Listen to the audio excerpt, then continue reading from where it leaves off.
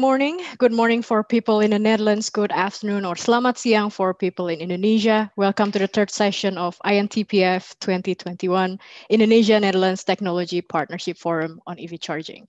This session is organized by Institut Teknologi Bandung Alumni Association in the Netherlands, or Netherlands chapter, IITB-NL, in collaboration with the Indonesian Embassy in The Hague, supported by Energy Academy Indonesia, or ECADI. Thank you very much for joining us, making time to come to this event. I hope you're well, especially for those joining from Indonesia, considering the COVID situation there. I hope things get better soon, and more importantly, I hope you and your family and friends stay safe and healthy. My name is Mutia, and I'm honored to be here with all the distinguished speakers, and I'll be your moderator for today. A bit of me, I'm a professional working in an energy company in the Netherlands. Today, I'm here in my capacity as one of the ITB alumni, so all my questions and comments do not represent the views of my employer. Before we start, let's do some quick housekeeping. The third session will be different from the previous session as we want to make this session more interactive. So you can expect that this session will look like a talk show with a storyline to tell. We will have two sessions with a 10-minute break in between. So the first session will focus on the enabler of the success of EV charging penetration. And the second session will focus on the blockers and what to do next, right? Are we going to do any collaboration? What do we need to be able to learn from the Netherlands and replicate the same success? I would encourage you to take part throughout the session. You can still submit your questions, although this is a more like a talk show like via YouTube chat or Zoom chat by addressing your questions to the INTPF Q&A account. Without further ado, let me introduce you to our speakers for today. Our first speaker is Sonja Munix. So Sonja Munix is a senior advisor with 20 years of experience in the Netherlands Enterprise Agency, or in Dutch we call it RWO, who has been working on stimulating e-mobility in the Netherlands and internationally for more than 10 years today. She studied international business, international management, and Japanese studies from the Erasmus University, Rotterdam. Through her experience today, we will learn about the secret recipe behind the success of EV charging penetration in the Netherlands. Please welcome Sonja Munix. Thank you, Sonja, for being here with us. Thank you very much, Mutia. Thank you for having me. It's a great honor to be here. Thank you. Our second speaker is Koen Nooyens. Koen Nooyens is a professional with over 10 years of experience in strategic policy and advocacy in the European energy policy legislation. His mission is to promote the acceleration of electric mobility. He is currently living his mission, so lucky him, leading EVBox European policy work to bring smart and scalable charging solutions in Europe. The discussion with him today will enrich our discussion from a European industry player point of view. Please welcome Koen Nooyens. Thank you very much. Pleasure to be here today in this important forum. Looking forward to the discussion. Thank you, Koen.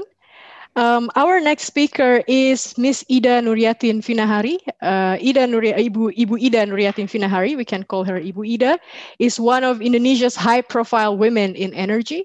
She's the director of electricity business fostering at the Directorate General for Electricity. Today, Ibu Ida represents the Indonesian Ministry of Energy and Mineral Resources because Mr. Rida Mulyana can't be here with us due to unforeseen circumstances. Ibu Ida gained her bachelor's degree in chemical engineering from Institut Teknologi 10 November Surabaya, and she completed her master's degree from Tokyo University of Agriculture and Technology in Applied Chemistry. Thank you very much, Ibu Ida. I hope you're well and family too in Indonesia. It's a pleasure to have you here. Yeah, thank you, Mutia, and good afternoon, everyone. Thank you all. So having introduced all the speakers, I would like to open this webinar. So maybe just to break the ice a little bit, right? Because it's of course for the speakers, after they're being introduced, you feel a bit nervous probably. So first, let's break the ice a little bit. Let me first ask you a question before we start our session on EV charging. So just a short, I want the short answer from you is your car currently electric? And would the reason whether your car electric or not was because the existence of EV charging facility? So Sonia, maybe you can start. Yes, I'm sorry, but my current car is not electric because my mother lives quite far away, and I need to be able to visit her. And at the moment, only expensive cars can do that for me.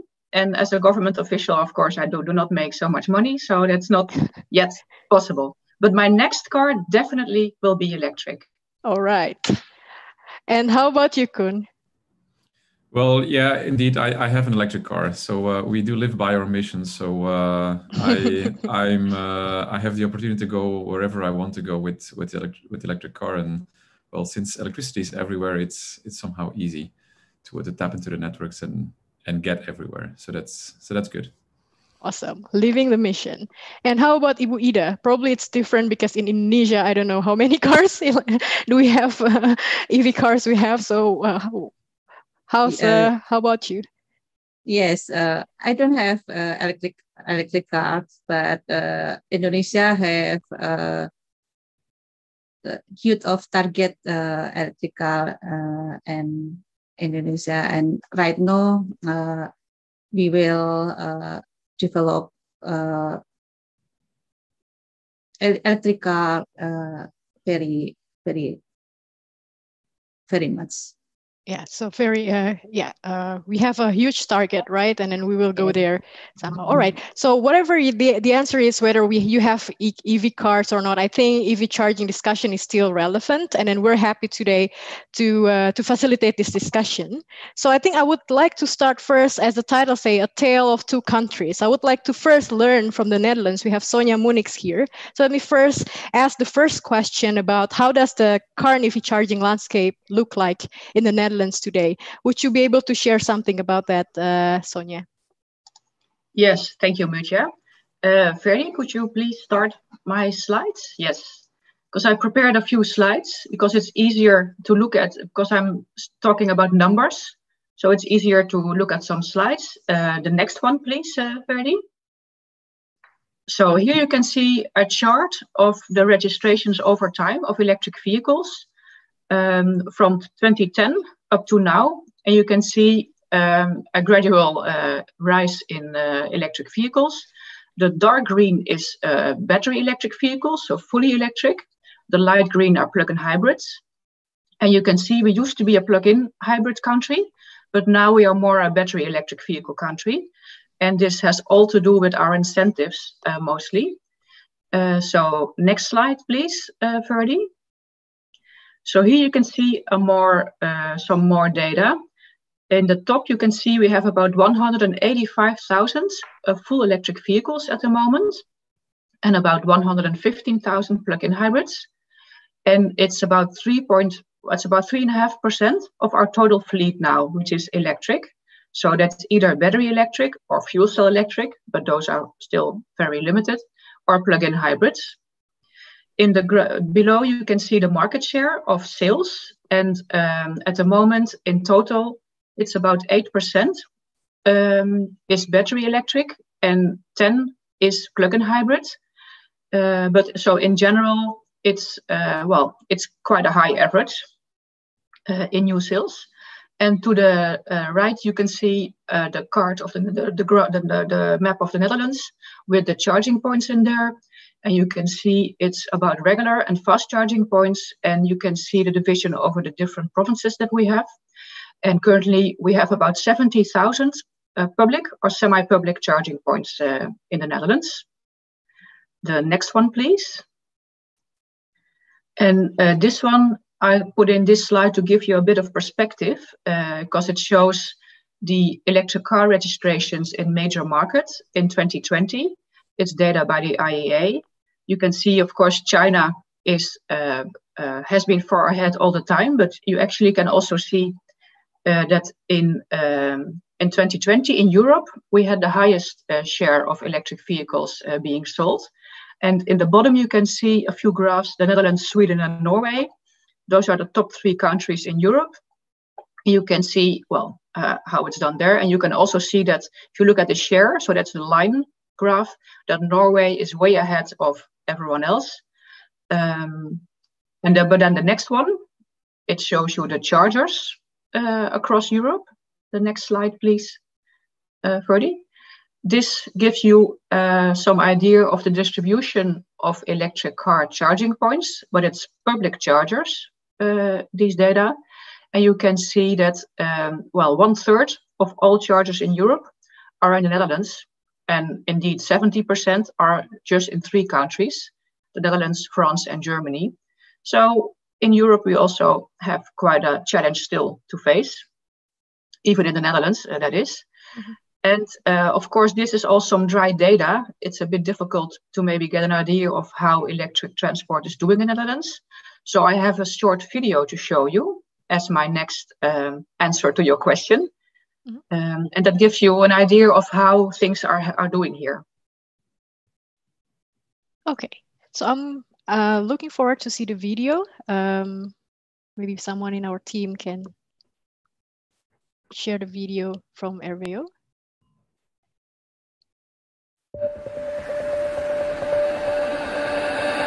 To preserve planet Earth, we need to change the energy and mobility system worldwide. The Dutch are accustomed at transforming big challenges into great opportunities. We share knowledge, encourage easy use, support entrepreneurship, and connect sciences. We are committed to zero-emission mobility. Transition starts with ambition. The Dutch ambition is to extend our leading position in the field of zero-emission transport further, to inspire and motivate others in taking the road to zero emission and to accelerate along it. As a result, the Netherlands has one of the densest charging networks in the world, and we're one of the leading players in electric transport. Not only in the rollout of passenger cars and electric buses, but also in charging infrastructure and the new development of new technologies and services. Many foreign-built charging poles have Dutch technology inside. We invented seamless charging services and open protocols and export them worldwide. Something to be proud of, we think. Dutch startups have global influence on new technology development, increasing efficiency and reducing costs. It's through the spirit of the next generation that we find new ways to grow.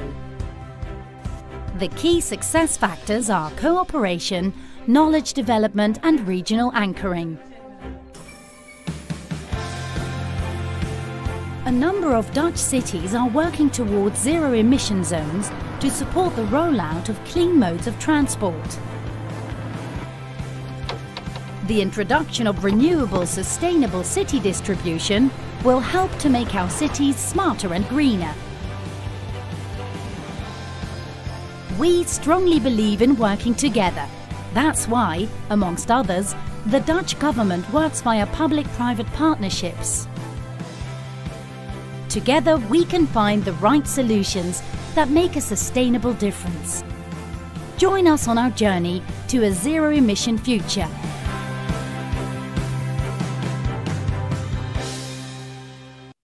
Awesome. Thank you very much, Sonia, for sharing the video. I think I really like it, especially when it mentioned transition starts with ambition, right? And also I see how it translates to the numbers of both EV chargings and EV cars in the Netherlands. So my question to you now, to get to those numbers, I'm curious, what are the enablers, right? Is it fair to say that policy and government support contributed extensively to the penetration of EV charging in the Netherlands? Thank you, Mutja. Yes, I think you can say that.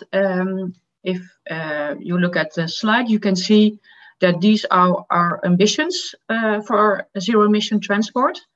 And most of these ambitions are laid down in our National Climate Agreement that was concluded in 2019 after some heavy discussions with over 100 stakeholders in society and government.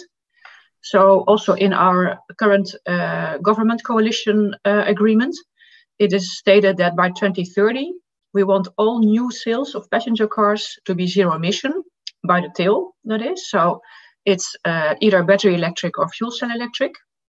By 2030, also all public transport needs to be zero emission.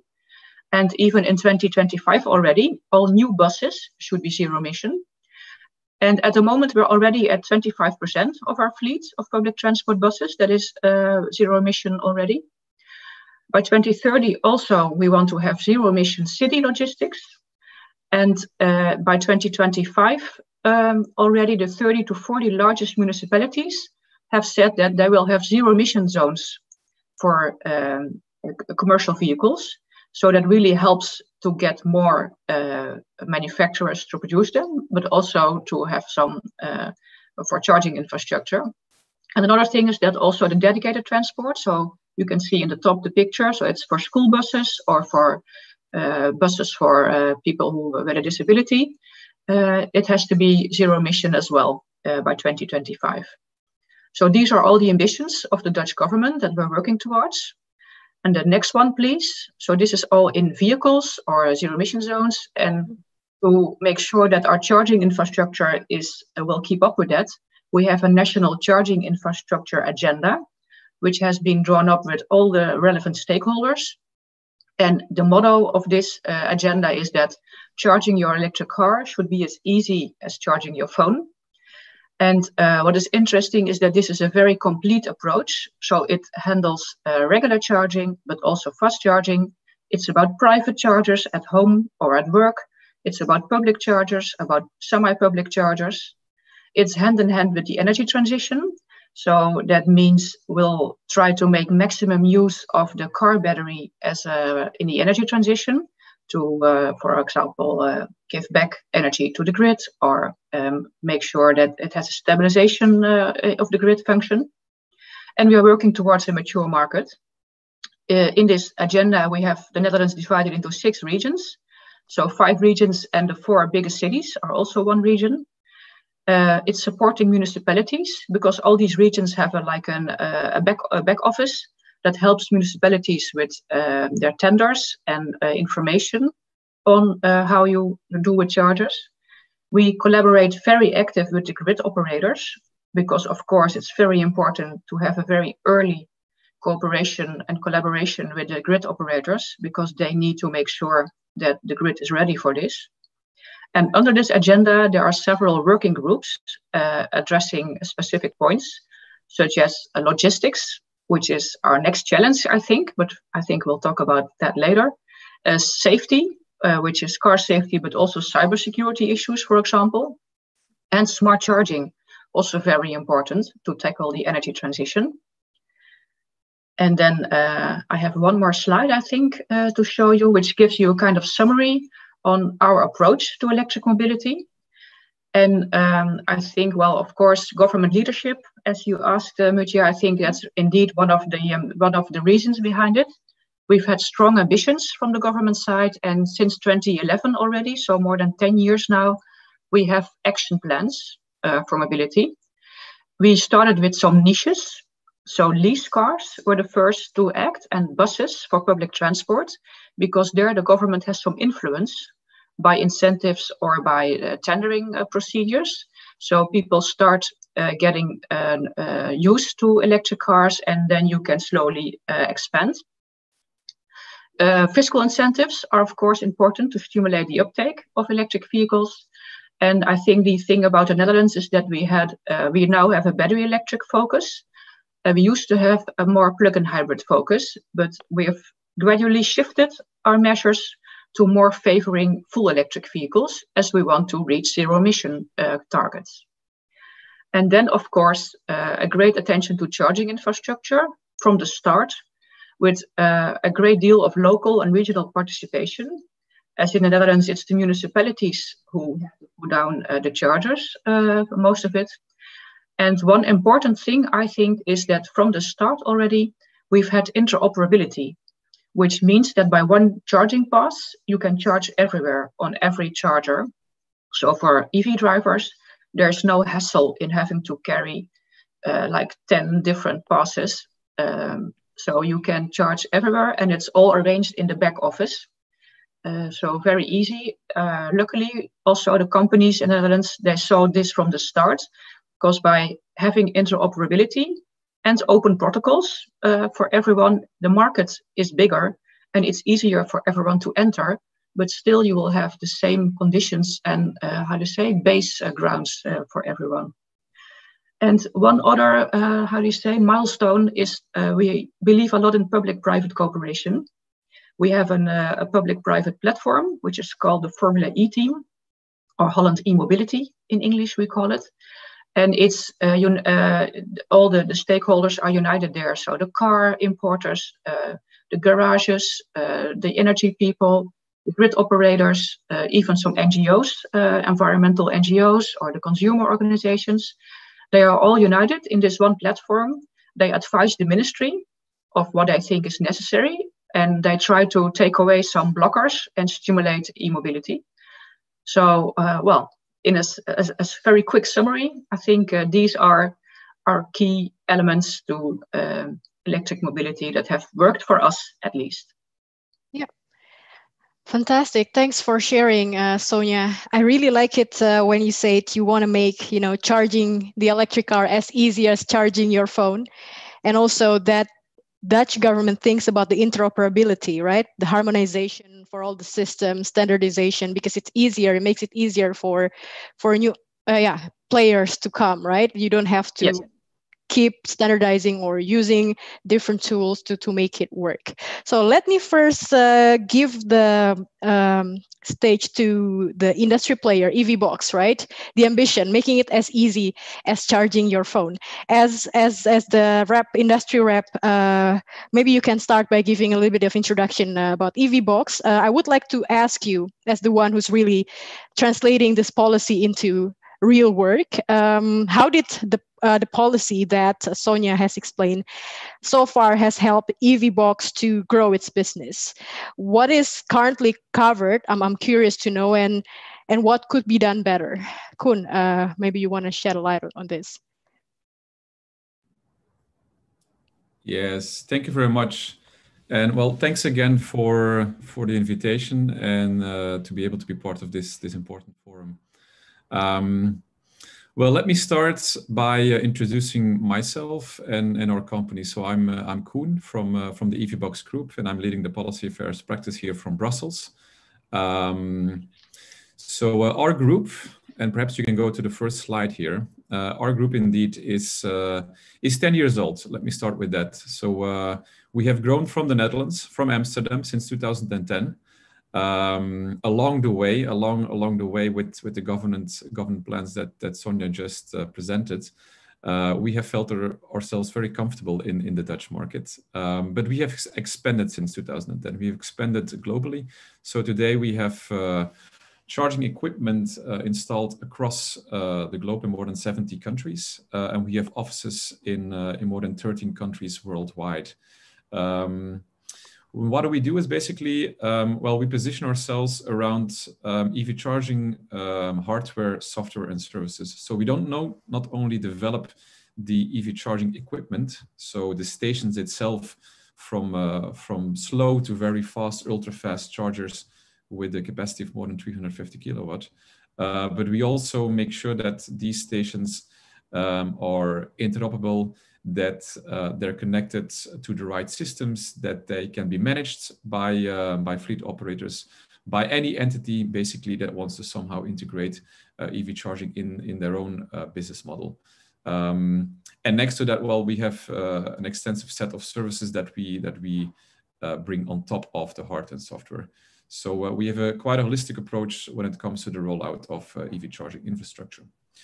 As said, we have grown from the Netherlands, and it is, and that's the next slide. It is important to somehow understand the global picture because Sonia just highlighted the best practice and where the Netherlands stands in terms of the EV rollout. But I think that's really an important starting point for us as a company. Basically, what we need is the cars. We need electric cars in order to provide our investors with a long-term, long-term certainty. We need to get visibility on what comes to the market in terms of models, in terms of volumes. And well, the Netherlands, as well as, and that's where I take a more European perspective from Brussels, Europe, the European Union has done quite a bit in making sure that we get that visibility, that we get that certainty.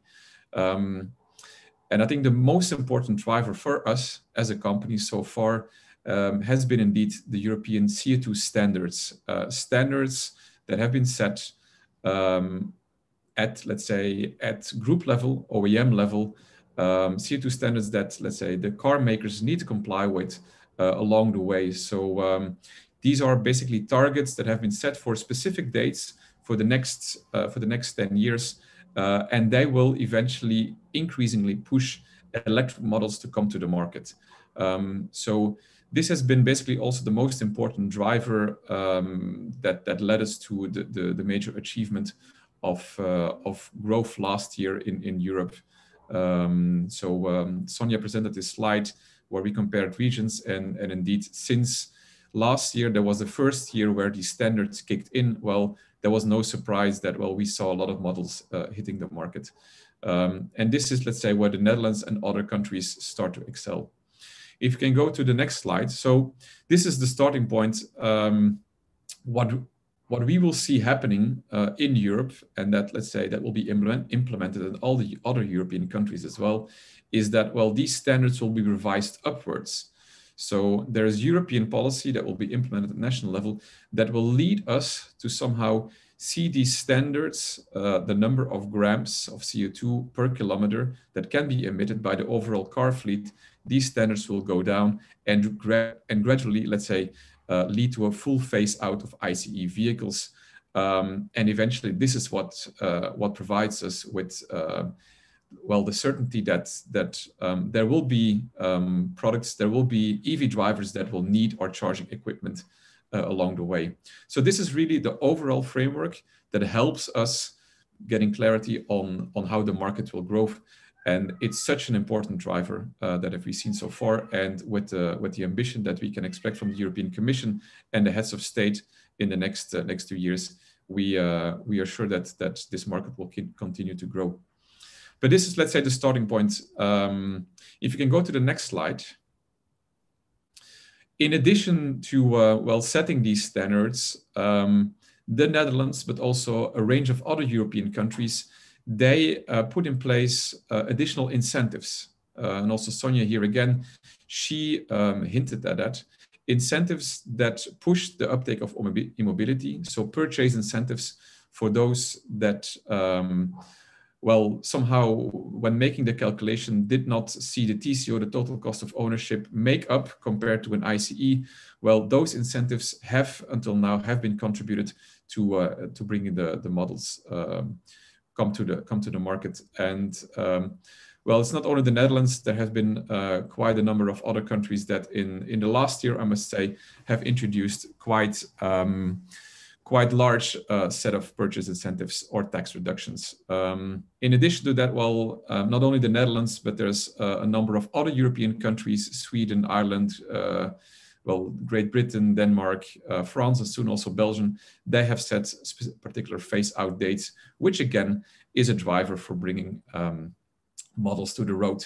So this is about the car. And again, I cannot stress enough that the car is the most important driver for us. The more EV models we somehow see hitting the market, the more we better can anticipate what the market for charging infrastructure then is. And well, also on that front, on the charging equipment side, there has been a set of incentives, policy incentives, direct subsidies, tax reductions that have helped to roll out and have helped citizens, companies to start investing in the infrastructure. Because in the end of the day, well, there has been this debate in the Netherlands and elsewhere in Europe about, well, what needs to come first, the chicken or the egg? Because, well, you need to get the cars before companies start investing in the equipment. And one way or the other, with the fact that we have phase-out dates, but we have CO2 standards that have killed the debate, because there is a reassurance that we get the models And with, let's say, the early incentives that have been put in place recently, we now also see much more companies, retail chains, OEMs, utilities, basically any business that somehow wants to transform their fleet or wants to transform their parking lots and make it suitable for electromobility. They have started investing in charging equipment. And that brings me actually to the last point. So what has gone well? I think all of this has been really somehow led to Europe, and the Netherlands in particular take the lead. And that brings me to the last slide, is that the last slide that also Sonja showed, what actually policymakers, governance, authorities need to do or can do in order to further drive the uptake of EV infrastructure, well, is, as I said, first get the car incentives right and the car picture right. Second is indeed making sure that, well, there is the right enabling policies put in place to drive the uptake of EV infrastructure. And it all starts with being visionary. And that's where the Netherlands honestly led. Sonja referred to the charging infrastructure plan that the Netherlands, in cooperation with the regions, in cooperation with the cities, in cooperation with the industry and all other stakeholders, developed and is still developing. EVBox, as a company, we are part of these working groups. We are advising the government on smart charging, on all the relevant aspects as to how to, let's say, make sure that the vision that they've spelled out in this plan is actually reached and is properly implemented. So it all starts by putting out a vision and somehow putting forward the target that you want to achieve on the basis of what you expect in terms of the volumes. So target-oriented is let's say, the starting point of all of this. Second is that indeed, once you have set out a vision and a target, you need to look at, okay, how can we help the market? How can we make sure that eventually there becomes a market business case for all of this, and that it's not subject to public support only? So you need to look at where does charging takes place. Charging takes place not only on the roads, most of the charging actually today takes place at homes, in apartment buildings, at retail locations. So make sure that, let's say, once you start planning, look at all the different use cases and look at where electricity basically is provided and how you can tap into these electricity networks. So look at the market, look at the use cases, understand where EV charging happens. And that's, let's say, that will drive eventually then investment.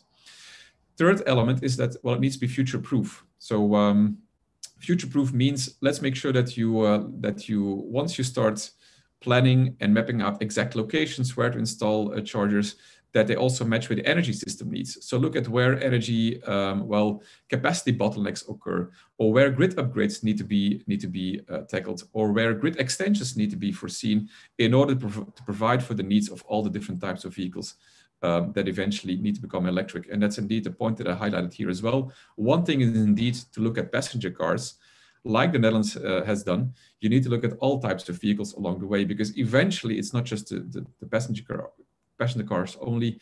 It's vans, it's commercial cars, it's trucks eventually as well. And you need to start planning now in order to serve the needs of those vehicles in 10, 15 years from now. And the last point, and I know I'm running out of time, is indeed, in the end of the day, this market stands or falls with being able to look at the driver needs eventually.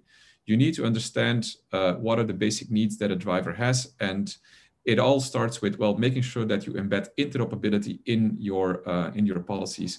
So this relates to making sure that hardware is compatible and is standardized as possible. So in Europe, we have a standardized plug, which we work very straightforward, set at the European level across the board. It's straightforward for the producers. It's straightforward for the end users.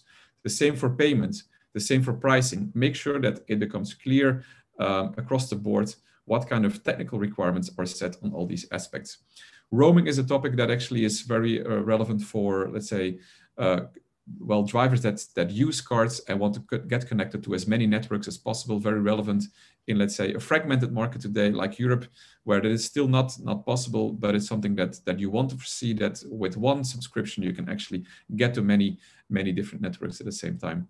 And then last but not least, in the end of the day, this is a business, and I cannot stress this enough, a business of cooperation, a business where hardware manufacturers need to work with operators, need to work with grid utility providers, we need to work with city authorities. In the end of the day, you need to somehow have an open data model in place. And this is also what the Netherlands supported. Put in place an open market structure around data so that data can also be shared, obviously with the right protection for consumers and with the right data sensitivity protections for companies. But this will enable, let's say, the best well, data-driven deployment eventually as well across the territory. So these are, let's say, some pieces of advice for how to put in place the best policy practices. And I'm happy to let's say, answer any questions you have. Thank you, Koen. Very, very clear, very comprehensive. I think the one view I see from the industry player is that having a certainty about the demand is really important, right? So now seems like the Netherlands have done great in making sure that the incentives are there, but there are so many things that can be improved. Among many, the visionary part, it is already there, but can be improved, more market-oriented, future-proof, or maybe we're actually already there in the Netherlands, but then we can be more better and also driver friendly. Thank you very much, Koen, and also Sonia for the first part, for the first half of the story from the Netherlands. I got a very complete picture from you, and I think now I would like to see from the emerging markets such as Indonesia. So let's see how the EV charging landscape look like. And I would like to ask Ibu Ida, could you please shed some lights on where we are now and where are we heading in terms of vision, ambition, planning, outlook, etc. Please, Ibu Ida. Yeah, thank you, Mutia.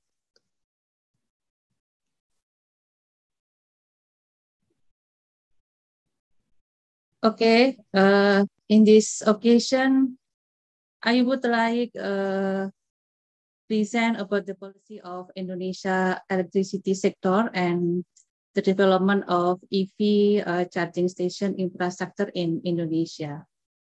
Next, please. To encourage the implementation of the national energy policy to achieve national energy security and adequacy based on clean and sustainable energy, the government have developed several strategies known as the Grand National Energy Strategy. This strategy is prepared to face energy challenges in the future, namely energy demand that continues to increase while energy supply is limited. One of the strategy is Grand Strategy of National Energy is to increase the use of electric vehicle as an effort to reduce the dependence on fuel and to reduce greenhouse gas emissions. Next, please.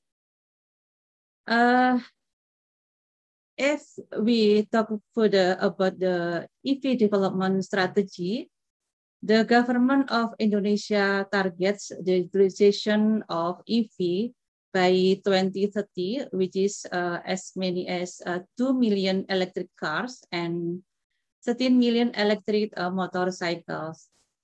With the increase in EV utilization, a positive impact both from the government side, reducing fuel import, saving energy, reducing greenhouse gas emission, increasing electricity consumption, and reducing fuel subsidies.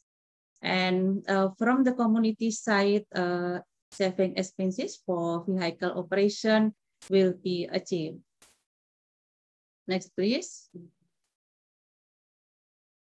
The government also plan to encourage the use of electric vehicle by issuing MEMR, Regulation Number 13 of 2020, on the provision of electricity charging infrastructure for battery-based electric motor vehicle.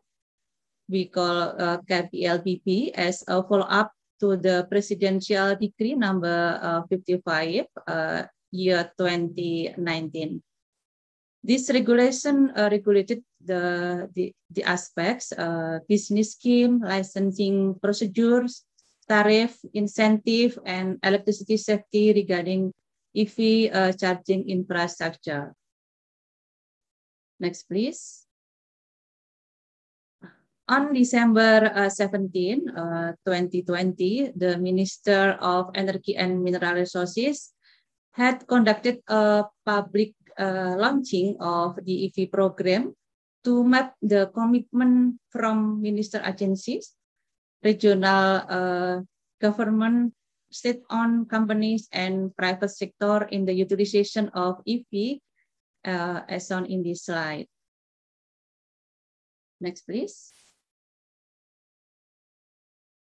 The Directorate General of Land Transportation, Ministry of Transportation, had compiled a roadmap on the requirement of government operational EV for 2021 to 2030, as shown in this slide.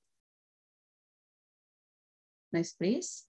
PT PLN Persero has compiled both roadmap for electric vehicle and roadmap for EV charging infrastructure. As of July 2021, there are 166 EV charging station unit installed in 135 locations. 3 units in Sumatra, 15 units in Banten, 75 units in Jakarta, 26 units in West Java, 30 units in Central Java and Yogyakarta, 27 units in East Java and Bali, and 3 units in Sulawesi. As I showed you before, Ministry of Energy and Mineral Resources had published MEMR regulation number 13 of 2020. 3 main aspects are regulated, namely standard and safety, electricity stipulation, and electricity tariff for EV charger station and EV battery swap station.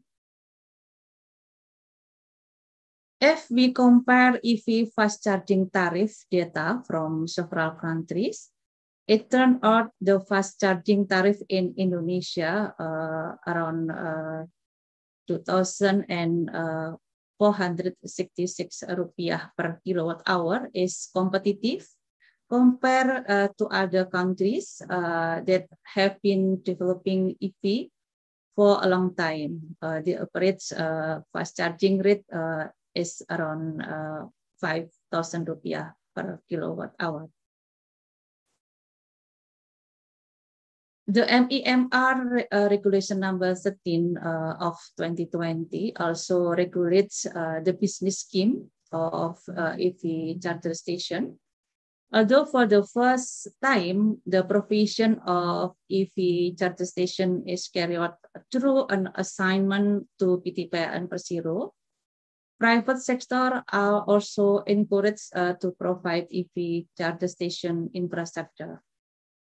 PLN and existing business area holders can directly sell electricity through EV charger station, while any interested business entity must apply for business area stipulation with EV charger station located on at least 2 province and public use electricity provision business license.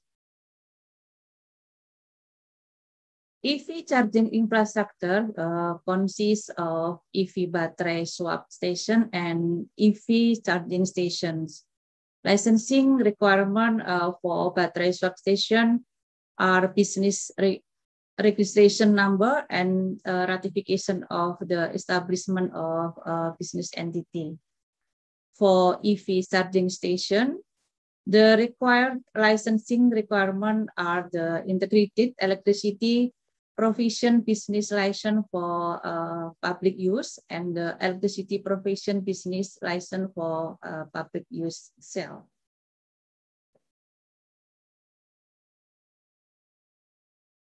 We expect that by 2030, there are around 30 31,000 charging station, we call SPKLU, in several locations across Jakarta, Bandung, Tangerang, Semarang, Surabaya, and Bali.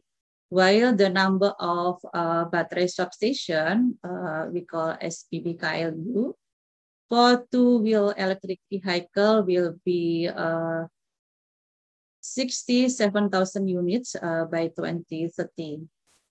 To encourage the development of the EV ecosystem, the government provides incentive in the term of reduced installation costs, reduced electricity subscription guarantees, and exemption from minimum account for the first 2 years. The government also provides incentive through PLN on EV charging rates by giving discount from 10 p.m. to 5 p.m. because at the time the reserve margin of the Jawa Bali system is relatively high. For battery substation, currently there are 74 battery substation installed in 73 locations in Jakarta, Banten, and West Java. There are 2 battery swap locations on the Directorate General of Electricity. The government has formulated various policies to encourage the development of the EV ecosystem in Indonesia, which of course require support from various parties. That's what I can share on this happy occasion. Thank you very much. Thank you very much, Ibu Ida, for the presentation. It's also quite interesting for us, all of us here, to know there is, another nuance of EV charging, because in Europe you only see EV charging for car and public transport, but in Indonesia it seems like there is more elaboration to that, also for two-wheelers and also battery swap, right? And we see Indonesia also has a huge ambition, because now we have around 572 EV charging station, which and then we hope to be able to grow it to 31,000 for EV charging station and 67,000 to battery swap station. So the same ambition, different kind of policies. And I would like to ask our speakers, Sonia and Koen from the Netherlands, right? If you see from Ibu Ida's presentation, what do you think about the market? And do you have, any comments, for example, from the existing policies? Is there any things that could be done so that we can achieve the ambitions to have 31,000 EV charging station and 67,000 of battery swap station by 2030? Or maybe Koen, you can start. Well, yeah, first of all, I think it was very interesting to see that there is indeed some trajectory outlined, and that you somehow know what you can anticipate, or at least what you expect to anticipate.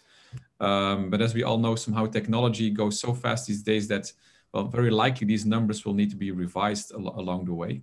But I think most important from this presentation is, let's say, the next step, the implementation phase, as to, well, how do you, let's say, see the need for those expected vehicles? Where will they be driving? Where will they be likely to be bought? In which regions? At which locations? What kind of, let's say, traffic patterns will they have? So I think that's the next step that we've seen also in Europe. Location strategies eventually.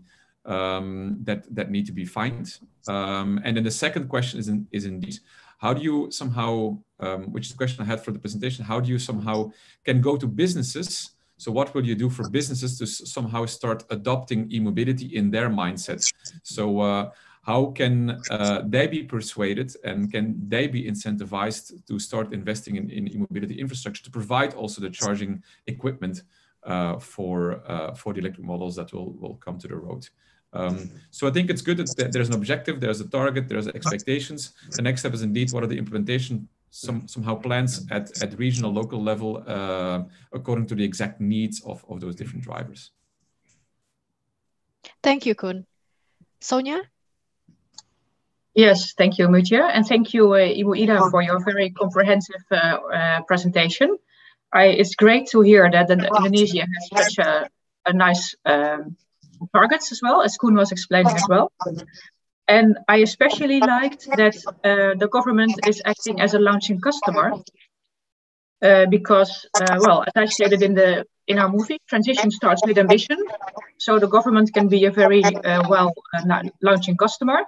And also that helps Koen for the businesses, because then you can make sure that the chargers for all these government fleets are put in place, because that's a thing you can control. So that might be a first step to also entice the market and industry players to enter. And also what I liked, that I think I concluded you have smart charging incentives already in Indonesia, which is, of course, if you want to look at I hear an echo. I'm not sure if you're hearing it as well, but well, I hope you can still understand me. So smart charging, I think it's quite important also to look at the future, and maybe also give some, it's also in the business model for companies. So it might help them if you look at that. And another thing that I wrote down, but that Koen mentioned already, I think, but I'll stress it once more, is that if you look at the implementation side, in the Netherlands and European countries, we are more and more municipalities are looking to data-driven choices for installation, location of installation of chargers. So that really helps, because then you choose the right location for businesses to make money. Because in the end, there has to be made money in this system, otherwise it won't work. So I think that's one thing that I could add from our Dutch perspective. Thank you very much, Sonia. Ibu Ida, any comments on the feedback, the comments from Sonia and Koen? Yeah, thank you, Mutia, Sonia, and Pak Koen. As I mentioned before, that Indonesia have a huge target to develop EV, but as you know, until now we have many challenges to develop EV, like the battery, maybe the battery, and then how to accelerate the EV charging station, and then right now the pricing of the EV is still expensive, and then how to the pricing to go down, and this is opportunity to investor to come in Indonesia to invest in EV. Thank you. Thank you, Ibu Ida. Thanks. So I think we've heard both from the Netherlands side and the Indonesian side that, the importance of EV, what kind of policies we can use to simulate. Both of the countries have planned to be there, although different nuances. And I think to be able to hear from two perspectives, for sure, is very helpful for both of us. Now, before our break, we will have 10 minutes break. But before that, we would like to open the Q&A session. We have some questions. This is addressed to either Sonia or Koen. So the question is, how is the trend for home charging and public charging activities in the Netherlands? Is it better to boost and prepare the grid to support home charging, or provide an interconnected public charging? So I don't know who wants to start. Maybe it starts from you, Sonia. Yeah. Yes, thanks. Thank you for the question. It's a really good question, I think. Because I think it's very important to look at the different landscape of every country or every region, indeed. Because in the Netherlands, we believe charging is a mix of all the elements. Home in the Netherlands, for people who have their own driveway, home charging is the most efficient. It's the cheapest and it's the most efficient way because you can leave it there overnight, for example. You can also make use of smart charging by that. But then some people, 2/3 of people in Netherlands do not have their own driveway. So we need public chargers as well for those people to be able to charge their electric vehicles. So, but then people might charge their vehicle at work also. So that's also considered private charging, I think. So you really need to develop a mix. And in the Netherlands, we see fast charging, of course, is important as well. But it's a kind of last, because it's more expensive, as you saw on the graph as well that Ibu Ida showed. But it's a market rate. In the Netherlands, we do not control the tariffs from the government. It's just market rates. So I think it's, well, maybe that's my first, otherwise Koen doesn't have any time anymore, so. Koen, please. Well, I'm happy to react, but honestly, my internet connection just was unstable. So if you could quickly repeat the question. Yeah, no worries. That would be great.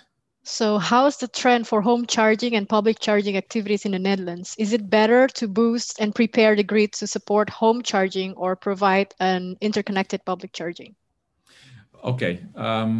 Well, how do we see, let's say, the landscape today? So for the Netherlands in particular, I think Sonia just made the point that those who have invested, I would say, in electromobility until today have been most of the times people that have their own driveway, because, well, most of, let's say, these vehicles were not reaching TCO levels compared to ICE vehicles, so they were indeed more expensive eventually. So you get, let's say, a part of the population which is, let's say, capable of investing in these vehicles. They have done so, and typically they had the possibility to charge at home. And well, eventually, if you look at the total volume of electricity as such, there is not really an issue. It's not about the volume. It's not about, let's say, how much electricity is needed. It's really, well, related to local capacity issues, if we would talk about capacity issues. And it's not easy to say, well, this is something that is happening everywhere. No, it can depend from street to street. It can depend from city to city. So home charging indeed is in the Netherlands, but also elsewhere in Europe, the most used use case, the most promising use case. So if you look at the numbers, it's around, let's say, in average in Europe, and the Netherlands is a bit below that, it's 60%, with an additional 20% happening at workplace or, well, destination charging, so supermarkets, restaurants, and others. And there's, let's say, a 10-15% happening in the public domain. We will, with, let's say, the increasing uptake of electromobility, with also, let's say, people who not necessarily have a driveway, living in apartment buildings, or living in a street where there is no driveway, we will also see these people starting investing in EVs once the TCO levels reach parity and go below. Eventually, we will also see them investing, and then we will see the public share going up till, well, 30, 35, 40% on average in the Netherlands. Again, it depends from city to city, from region to region. So and that applies, I think, across the EU. So it's not a question of volume. It's not a question of not enough electricity. It's a question of local bottlenecks. So if you want to deploy, for example, ultra-fast charging stations next to a highway or at a supermarket, then exactly you need to look at the grid capacity possibilities there, and if need be, upgrade them at additional capacity. So yeah, I think it depends from location to location, honestly. Okay, so it depends. Sorry, Sonia. Yeah, so to add one more thing, maybe also we are developing more and more smart charging plazas, which also gives less stress on the grid, but then you can still use lots of chargers on this grid capacity. So that's also maybe a solution for that. Okay, thank you. And we still have time for one more question, also to Sonia and Koen. And also, please feel free, Ida, if you want to add more to that. The question is there any rule of thumb about the ratio between EV and EVCS, EV charging station, to make it profitable to the EV charging station owner and acceptable to the customers? Few queue lists at the same time. Yeah, well, in Europe, we have a European directive. It's called the Alternative Fuel Infrastructure Directive, which prescribes, but it's still being how do you say, renegotiated now, but at least it describes 1 charger per 10 parking places for buildings. So you have a ratio of 1 out of 10, that is. So that's a kind of rule of thumb from Brussels that is prescribed for European countries. Okay. Well, actually, that rule is indeed being revised, and next week. Yes, and it needs to be revised, but. And very interesting enough, the Commission is going to, let's say, change that and no longer going to work with numbers, but going to work with capacities. So very likely we're going to end up with a specific minimum threshold in terms of capacity that needs to be deployed per vehicle, per car, passenger, per truck. And well, what we've seen in, let's say, an EV box, when we talk about publicly accessible charging stations, so supermarkets, highways, you name it, well, it's a minimum of 3 kilowatts that you need per vehicle to be deployed. So that's a rule of thumb, between 3 and 5 kilowatts. 3 to 5 kilowatts, okay. In terms of installed capacity you need per vehicle. When we talk about trucks, this goes way above that. Okay, so this is for personal vehicle. Okay. And one more question, I think, it's also to Sonia and Koen. Based on your experience, is it better to have the charging station to be state-owned or an open business scheme? Well, very perfect question, because you're from the business and you're, from the government. What would you say? Open market model is what we stand for, what we promote. In the end of the day, that's where competition can work. That's where the best possible service at the best, let's say, quality at the best possible rates will be offered eventually. If you allow different businesses to offer charging services, EV drivers eventually will find out where the best operator will be, where the best mobility service provider will be placed, and will sign up with those. So if you leave it to the market, for sure, you will get the best possible outcome. That's at least how we experience that here in the Netherlands and in Europe. Yeah. Yes, I totally agree. For consumers, for industry, for government, for innovation, open market model is the best answer for all of those issues, I think. Okay. Maybe a little bit of comments from Ibu Ida. Ibu Ida, do you agree that because in the Netherlands they say that open business scheme is better than state-owned, but how about us in Indonesia? Yeah, thank you. Maybe I add some information about the home charging. Yeah, home charging is as important as public charging, and therefore government provide tariff incentive for home charging, including incentive to upgrade the home installation to support EV charging. As I have shown in my slide, that between 10 p.m. and 5 p.m., the following day, the owner of EV charging is encouraged to charge their vehicle at 30% discount. For the public charging, we focus on medium to fast charging in building. And then for public charging, one charger for it's 20 kilometer, but that is still rule of thumb. But more importantly, actually, to provide charging infrastructure in many public places, especially in the office building and supermarket. And we have President Regulation number 55 year 2019. We provide first assignment to PTPL and Persero to put EV charging station. but also open for other state-owned company like Pertamina, as well as private company, including Shell. This business scheme has been regulated in Ministry of Energy and Mineral Resources, number 13, year 2020, that provide retail business model for state and private sector. This is all that I can add. Thank you.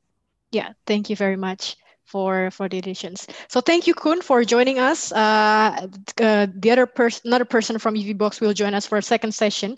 In the meantime, please enjoy 10 minutes of break. Please grab a cup of coffee, enjoy your tea. We'll be back in 10 minutes. Thank you all. See you in 10 minutes. Thank you.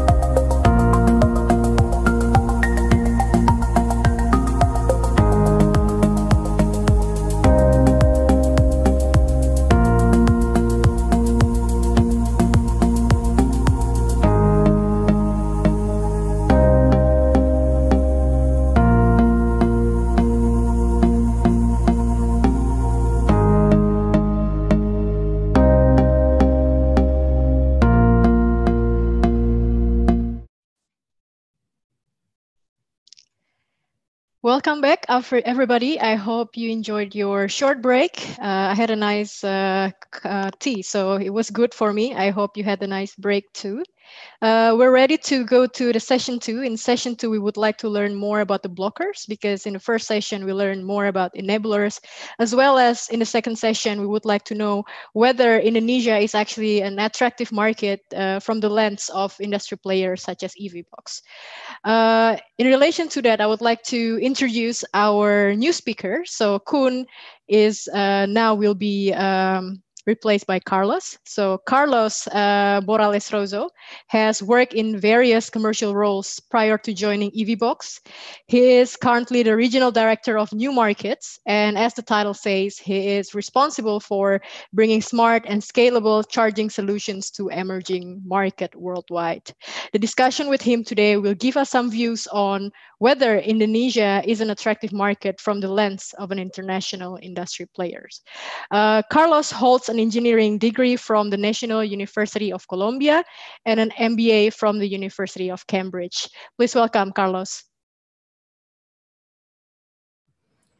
Thank you, Mutia. It's a pleasure, and I'm delighted to be here sharing these views today. Yeah, likewise. So I think let's kickstart for the session 2. Let's discuss more about the blockers. So following our discussion in the session 1, I think we all agree that policy incentive plays a huge role here, both not only for the EV charging itself, but also the EV cars, right? Because EV charging won't exist if EV cars not there, and the other way around. Now let's talk about the blockers. I would like to ask Sonia, as the rep from the RVO, what are the blockers so far? You've been 10 years in EV mobility, in e-mobility. So what are the blockers for EV charging penetration in the Netherlands, and how did you overcome it? Yes, thank you, Mutia. Well, of course, there's still a lot of challenges that we need to overcome as well. Because I think you saw in the presentations from myself and from Koen that we have the densest charging network in the world at this moment. But still, if we want to reach our goals by 2030, we still have a lot of challenges to overcome. And the first of it is speed, because we need hundreds of installations per day if we want to reach our goals for 2030. So how do you get all the parties to connect to the right speed? So how do you align all these different parties? And then we have a blocker in the fact that we do not have enough human capacity. We don't have enough electrotechnicians or people working in the installation business. So we need to work on that to make sure that more people are educated in that way. So it will be a huge market. But we have we don't have enough of those people. And another thing that's also, I think, which has been blocking a lot, it's getting better now, but it's the business case. Because like I mentioned before, it has to be money has to be made in this system, otherwise it won't go on. It won't be sustainable for the future. And in the Netherlands, we have some regions already where companies actually pay to put down in tenders, to put down chargers there in these regions. But we also, because they expect to make profits in the future, but we also have regions which are less populated, where it's still not the case. So the business case has been and still is a huge challenge or a blocker. But I prefer to say challenge, because then it's something to overcome. And a blocker sounds like it stops there. So I prefer to think in challenges that can be overcome. And we are researching this at the moment to see how we can help to make the business model suitable for the next years until the market can really sustain itself. And another thing I think is roaming across borders, because, well, maybe it's not the case in Indonesia, because that's a huge country, of course. But the Netherlands is only a very small country. And we have handled roaming in the Netherlands. It's very easy, but people do not tend to stay in our country, especially with now the summer approaching. At least if pandemic rules allow us, we hope to go abroad for our summer vacation. And then people with electric cars need to roam also across our borders. It's still a huge challenge that you can only overcome by collaborating with other countries. And of course, it helps a lot if Brussels, the European Commission, lays down rules for this, for countries. Another thing I would say that at the moment, because the next challenge is logistics, we need to electrify medium and heavy duty, also light duty vans, and more models need to come on the market. And I think it helps if governments have huge ambitions, because that will show industry players that there's a need for more different types of electric vehicles, also for medium and heavy duty, because that's really our next big challenge to overcome, because otherwise we also won't reach our climate goals, or global climate goals. I think we also need to electrify or decarbonize at least the freight sector. And then maybe one last thing is that make sure the incentives that you have also fit your policy ambitions. Because we struggled in the Netherlands we had a lot of ambitions for plug-in hybrid cars, but in the end we had a lot of them, and there was some also societal debate of people not using their car as an electric car, but only as a fuel car, as an ICE, because of course you can do that with a plug-in hybrid. And then they got incentives anyway. So that's, and that gives, it's not good in societal debate. So you need to make sure that the incentives that you put in place also fit your overall ambitions. Because we had to shift. And I don't know if you remember the first graph I showed, the diagram of our EV uptake. You can see we had some spikes. Yep. That's changing incentives. That's just only the effect of fiscal incentives being reduced or increased, and then usually increased or decreased, So people buy them just before the end of the year, because next year there'll be less incentives. So you get a huge sales spike and then after a dip. So that's not, from the government side, I'm not supposed to say this maybe, but that's not a good way of stimulating the market if you do it like that. So do it differently. Yeah. Wow, thank you very much. I see here, first, I think the mindset needs to be there. Don't see it as a blocker, right? But challenge to overcome. So it's already like a good blocking foundation before, achieving your ambition. And I also see some technicalities, like you need more electricians to be able to do this. And also business case needs to be there. You also, the roaming across borders also needs to be solved. Logistics also, because you want to move more to the medium and you want to reach medium and heavy duty vehicles. And most importantly, the incentive should fit, right? Because people can use the incentive for benefits that doesn't really, relate to achieving the climate ambitions, the climate goals. So I think that's very well put in there. Ibu, just a short comments. Is there anything that we can learn from the Netherlands on how they plan or have overcome the blockers or the challenge in implementing EV charging? Yeah, thank you, Mutia. The challenges of development EV charging station and EV battery swap station in Indonesia are investment in EV charging station development is still relatively high. And then electric vehicle are currently categorized as luxury goods. And then battery prices are still expensive. And for the battery prices, we are in the process to overcome this challenge by streamlining battery production from the domestic market.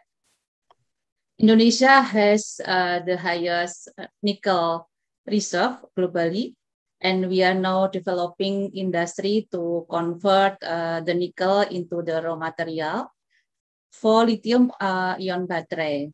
We have engaged with the partner from international player such as LG Chem from Korea and CATL from China.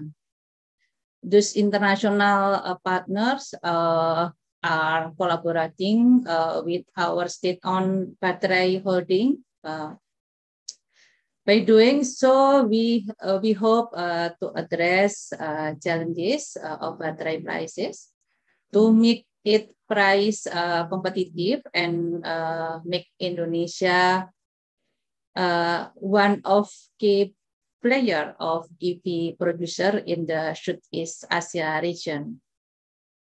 And then we need to have early uptaker for EV, as EV car is still more expensive than ICE cars. And with limited EV model, people tend to choose conventional cars. Therefore, it is important to continuously educate the public. One event that we are doing to conduct EV public launching every year in December. Thank you. Yeah. So if I see here, it's different challenges, but then the same things that we can learn is collaboration, right? To collaborate with a lot of parties here. Sorry, Sonia, do you want to ask Yeah, maybe something? I want to add, because also I think, like Ibu Ida mentioned, we also, because many people do not buy a new car, but most people buy a second-hand car. And maybe that's the case in Indonesia as well. I hear Ibu Ida right. In the Netherlands as well, we need to develop the second-hand market, which also means something for battery guarantees and stuff like that. So that's also a challenge we're working on. We have a subsidy currently for second-hand cars, but it's only 2,000 euros. But still, it's a bit of an incentive. But it's also a challenge for us still to develop the second-hand market. Yeah. Thank you, Sonia, for the addition to the discussion. So I think it's really interesting, right, to know the differences between the market and how in Indonesia, for example, it's still considered as a luxury. But Sonia also said that is actually not only in Indonesia, but also in here, they are also trying to develop secondhand EV cars market. So we shared the burden here, the challenges here, and I hope to see more collaboration as well in the future. So talking about the two markets, we have Carlos here. So let's hear more from him, because EVBox plans to expand the market to Asia. And I want to know from him, right? Carlos, could you please elaborate what's your plan going forward? And based on the discussion we had in the first session and just the discussion between Ibu Ida and Sonia, do you think Indonesia is an attractive market for EVBox, so to say? And why not? Yeah, definitely.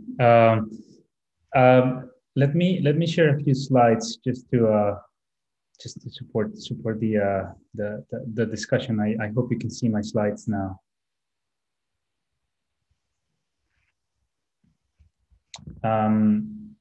Is that okay, Mutia? You can see my slides? Yes, I can see your slides. Excellent.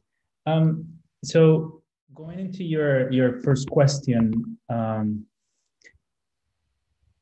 the plans that we have for the region are basically part of a global effort to support the acquisition and adoption of electric vehicles and the corresponding electrical vehicle charging infrastructure.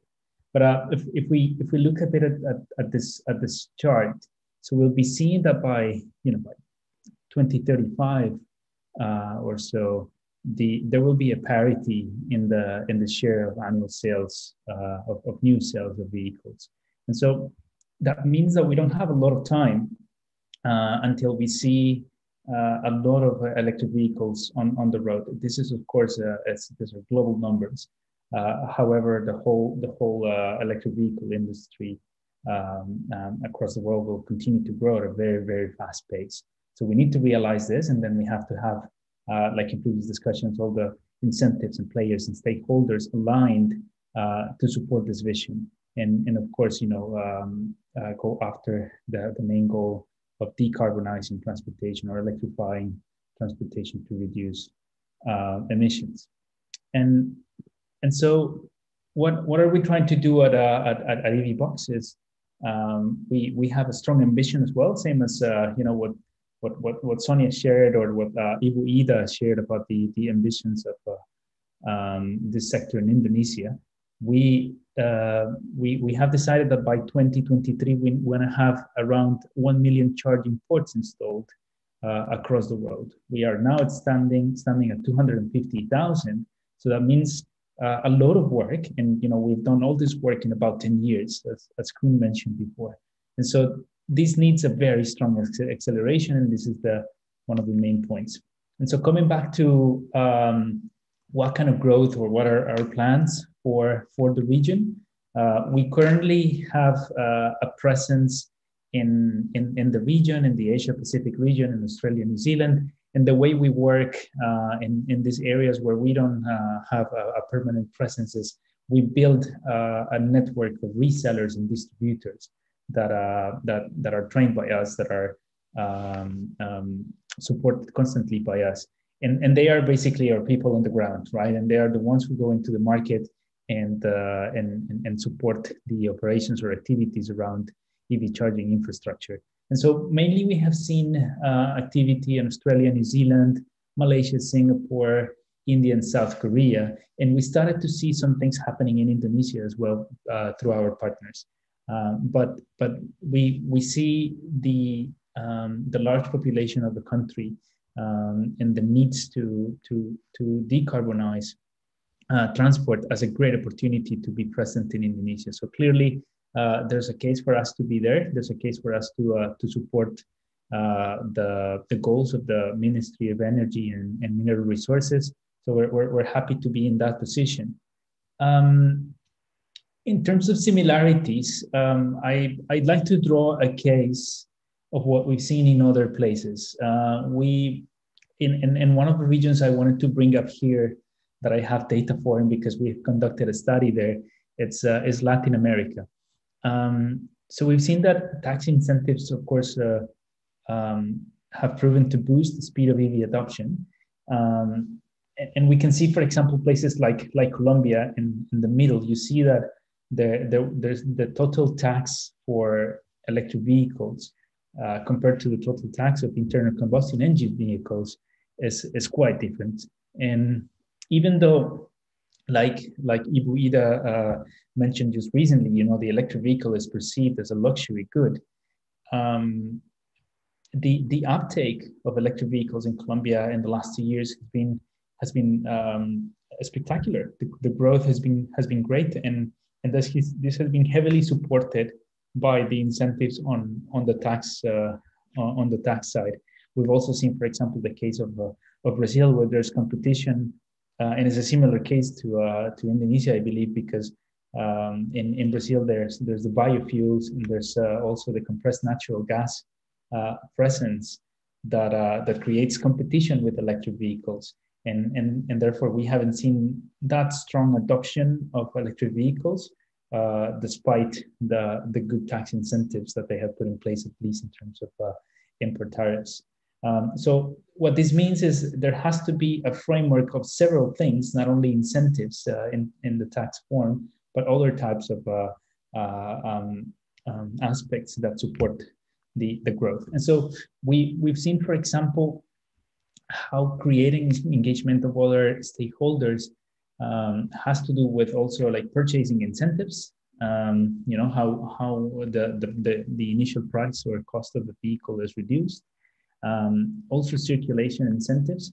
This area of the world might be similar to Indonesia, where we see a lot of traffic, where it's difficult to go from point A to point B at rush hour, and it's a bit chaotic. And so circulation, it's always an issue. And so giving incentives to those who use electric vehicles has been part of that additional incentive for people to take on electric vehicles.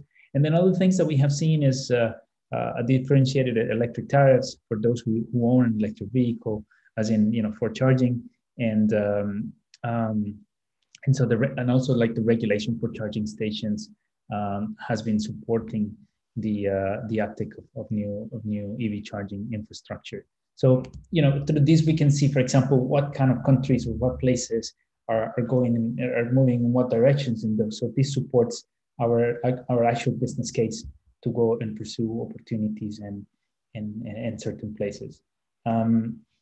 and finally, I wanted to like draw a bit on the cases or the use cases that Koen and Sonia were mentioning a bit in their participations before, which is we see that it's mainly in the private consumer and workplace segments that we will see a strong growth. So here, this is for AC charging stations, or what we call a slow charging equipment, and which is typically the one that we can see in a home or in a mall or a shopping center or corporate office. And when we see this, we're looking at about 60% of all devices. This is by 2030 and in selected markets, but it's a good sample of how in certain markets we see that very important uptake of private private use and workplace. And so that means that we need to have the right capacities. And like Sonia mentioned, we need to have the capabilities and the human element to support this growth. So bearing in mind that there is this challenge, it is important to see how across the country we set up the right incentives and the right plans to support this. And so talking about how we work and how we could, for example, potentially support the growth of electric vehicle adoption and adoption of electric vehicle charging stations, we see a set of capabilities that we have identified in the companies we partner with. And so what we will, for example, do in Indonesia is look for companies that are in certain sectors and that have certain activities, so that we can collaborate with them in training them in the use of electric vehicle, in charging infrastructure, training them around the different technologies that exist today, both in AC and DC, the different use cases, the different business models that are that can be enabled locally. And so this will be part of our sort of contribution to work locally with companies there. And so what sort of things are we looking at when we think of like capabilities of local businesses? One is the breadth of service, right? So how do we support them in going into installation, into operations of the charging stations, maintenance, and actual management of those stations through software? What are the typical core businesses that these companies typically have, as they are themselves 100% in electric mobility, and this is their core business, but some of them are in the sort of electricity, energy, or utilities, or some of them might be in the security or monitoring systems, and this is especially targeted at residential use. Third is the financial stability. So we look, of course, for companies that have a solid history and track record, so that they can support their growth.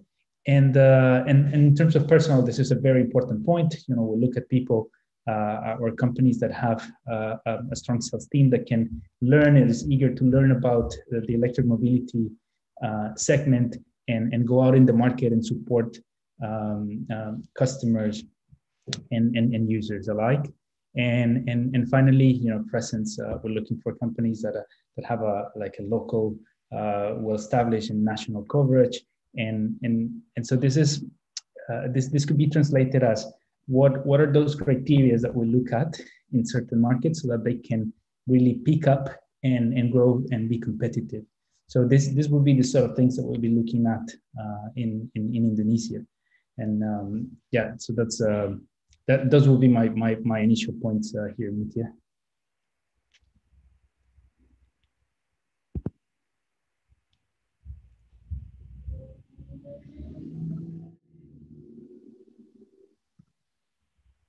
Oh, sorry, I was on mute. Thank you very much, Carlos, for your presentation and for laying out the factors that will play a role whether EVBox thinks Indonesia is an attractive market or not. I think it's very elaborate. And maybe I would like to hear, before we go to the collaboration session. Ibu Ida, what do you think about what Carlos is looking for a market? Do you think that makes sense, or do you have any other idea? Do you think Indonesia has all the lists that he's looking for to invest? What would you say, Ibu Ida? Thank you, Mutia. We are delighted to see potential player of EV charging infrastructure from the Netherlands. And then we have open opportunity to the private sector to invest in public charging infrastructure. As I mentioned before, the various incentives have been stipulated in our Ministry of MEMR Regulation number 13, year 2020. Private sector has the option to either cooperation with the state-owned company, PTPLN, or establish their own branding, such as EV Box. The option is available. And then for license, it's very easy.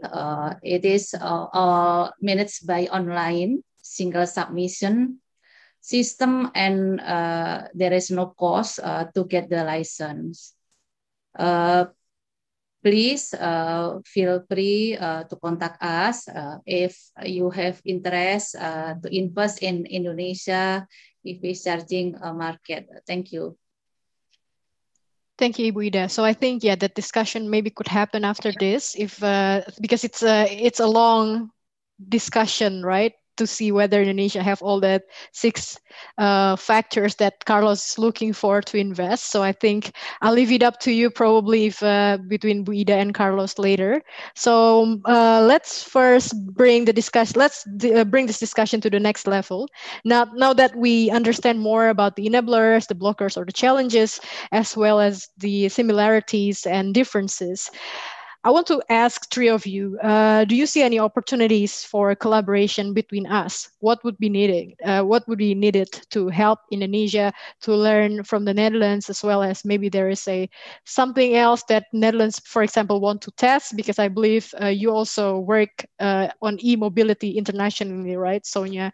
And also for Carlos as an industry player, what could we do after? As a collaboration to bring this thing forward? Maybe I would like to hear first from Carlos. Sure. It's actually nice to bring these examples, because we work globally, and so we see the different situations and sort of growth examples that have happened in different parts of the world, and I would summarize the opportunities for collaboration in a few bullet points. So first is helping local companies understand the market and the local landscape. So it's helping them understand how to do business in electric in the electric mobility world, and how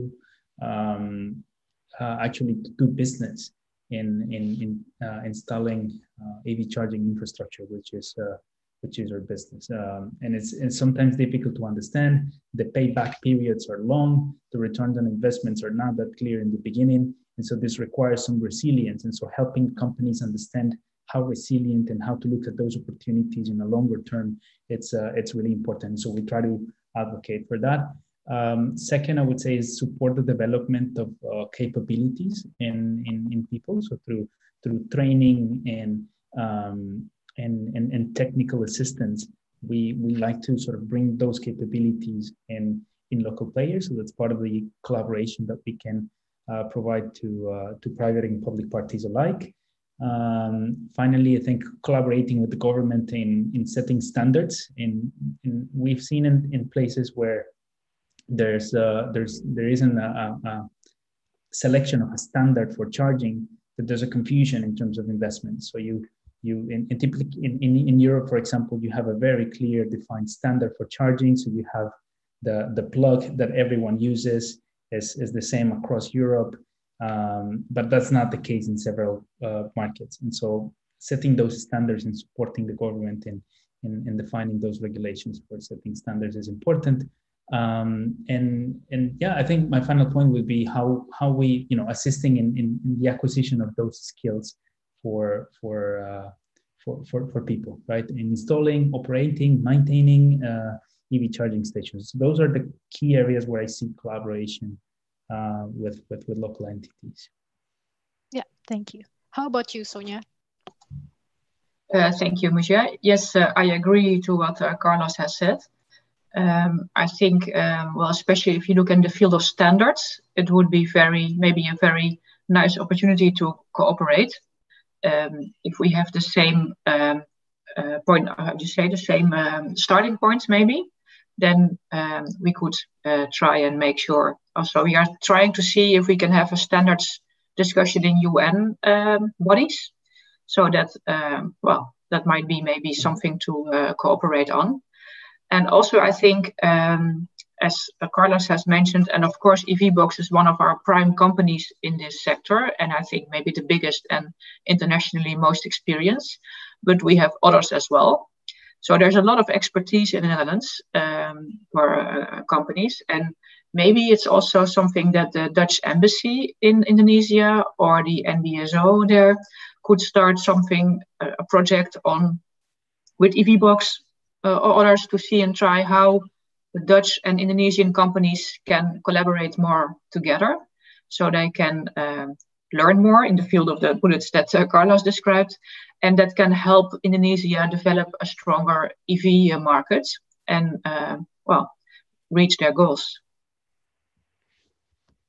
Yeah, thank you, Sonia.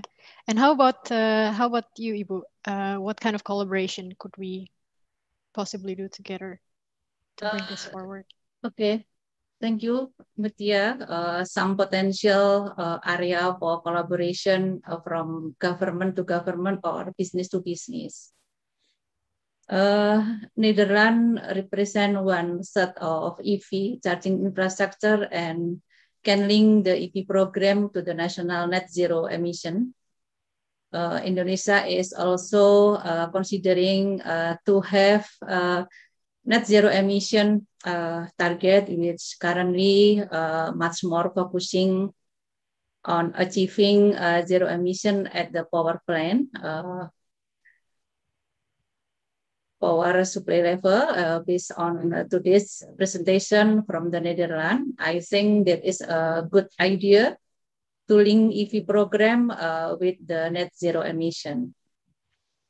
Having said that, we need to ensure that EV program is supplied from low carbon emission electricity and renewable energy, including from the solar PV.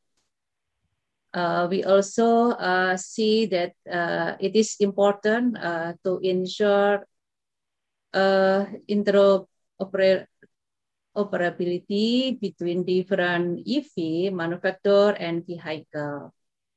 Accordingly, we have mandated to utility 3 types of plug in socket, namely AC type 2, CCS combo, and DC CHAdeMO. This is covered under NEMR regulation number 13, year 2020, regarding EV charging infrastructure. We also learn about the need for close collaboration with grid operator, PT PLN. We have always involved grid operator in every aspect of EV policy formulation to ensure the support from grid operator. Such support include electric supply, availability, safety requirement, and electric price for the EV supply. Regarding the close collaboration with the local government, we also understand that EV program need to have support from the government at the provincial and district city level. We have close coordination and provide support for local government which have explicitly announced EV program, such as Jakarta, West Java, and Bali. We hope that we can learn and cooperate with the Netherlands to address challenges on those aspects. Thank you. Thank you, Ibu. So we have challenges, we have enablers, but the best news is that we have plan here, right? So I hope this session will help us to collaborate together to bring EV charging to the next level, both in Indonesia and the Netherlands. Before I close this session, I would like to open the Q&A session. So we have question already to all speakers. Based on your experience, how do electricity utilities play a role in developing EV charging penetration? Maybe Sonia, you want to answer first? The electricity utilities, so you mean the grid operators, right? Yeah, the grid operators, yeah, utility companies. Yes, they have a very important role, of course, because they handle the grid. So you need to, like I think also Ibu Ida was explaining just before, you need to involve them from the start, also ahead, because especially if you're looking at greater powers that have to be larger powers, like for heavy duty or something, for logistics, that takes years to make such a large, how do you say that in English? I'm looking for the word, to make the heavy connection, so the higher power voltage. You need years to do that. So they need to start planning. And actually, in the Netherlands, we have the grid operators have established a special knowledge and innovation center for electric vehicles. It's called ELAT NL, and they are also doing outlooks to see how the projected sales of passenger cars, but also trucks, and even they're looking at aircraft and ships, how this, if you reach all these goals, if you look at the regions in the Netherlands, what does that mean if you look at the grid capacity, the local grid capacities? So they need to really plan ahead, years to come. And well, I think they're crucial to involve. Yeah. And Carlos, any? In my opinion, I agree. They have a crucial role, and I'd like to look at this from two perspectives. One is for consumers, so for people in private homes, they supply electricity, and so that means that if they jump into the business of installing public charging infrastructure, that means that there could be an easy connection of, if you use a certain provider and you go and charge out in the streets, why not taking payments from your electricity bill, for example, right, and providing certain commercial advantages to doing this. So that could be a possibility. It's something that I've seen in some emerging markets where it's difficult to set up like payment methods. So when we don't have yet the whole alignment of the payment providers, the banks, and etc., it's a good way of making it accessible for people to use a public charging station, but then pay through your utility bill. So that's one. And the second, it's on the private sector. So of course, utility supply or have agreements of power supply with large corporates. And so large corporates would have the ability to negotiate special tariffs, and even when they look at their own operations, when they could electrify their own operations. And so here we're talking about fast-moving consumer goods companies. We're looking at last-mile delivery companies. So companies that have big fleets and that could have a very strong opportunity to electrify their fleets, and not only making it possible, but they also have a justification from a total cost of ownership point of view, right? So for them, it's actually a very low hanging fruit for these companies, because they can switch their fleets today. They naturally have to switch their fleets every certain time, and so they could switch their fleets today, use electric vehicles instead, and so they would see a reduction in maintenance cost, in operation cost, and they can collaborate with the utilities to supply that electricity that they need, and even the utilities can sometimes act as operators of the infrastructure. So we've seen several agreements and arrangements like this in emerging markets where this has supported these initial investments by large corporates. And it's actually how we can see electric garbage trucks in the streets, light and heavy vehicles going out in the streets, because they're supported. It's not their own investment, but they're supported by utilities and other stakeholders. So definitely a crucial role, and they can support a lot. Thank you, Carlos. And Ida, to close, how important is the role of utility? So in here, I think PLN, yeah, as the electricity provider in the success of EV charging and EV cars. Okay, thank you, Mutia. Grid operator has very important roles, as I have explained before. First, it is about power availability for EV, and secondly, about price to the EV company. And in Indonesia, PT PLN, the state-owned company, has given the first assignment to develop EV charging infrastructure. And our regulation also open and encourage collaboration between the state electric company and private sector for EV charging infrastructure development and operation. One of business model is through provided owner private operated. There are many other options.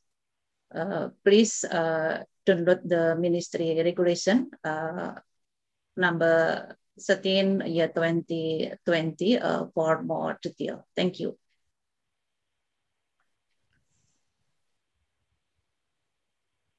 We can't hear you, Mutia. Sorry, I think I am myself again. So thank you very much, Ibu, Ida, Sonia, and Carlos for all the answers to the questions. And I think with that, I would like to conclude these sessions. And first of all, I think we learned that we have similarities, we have differences. And from here, you also see different playing field. Netherlands has started since 10 years ago. That's why it is become a country it is today in terms of EV cars and EV charging, but that is not without challenges. So even if they have started earlier, the challenges are still there. But then the challenges are there not to scare us, but to be overcome, right? So I really like that statement. And also, transition start with ambition. So it's good that both countries have strong ambitions for EV charging, and we appreciate that. Although the way to go from where we are today to there, it's not an easy way, I would say. But then we have plans here, and there are so many things that we can collaborate with.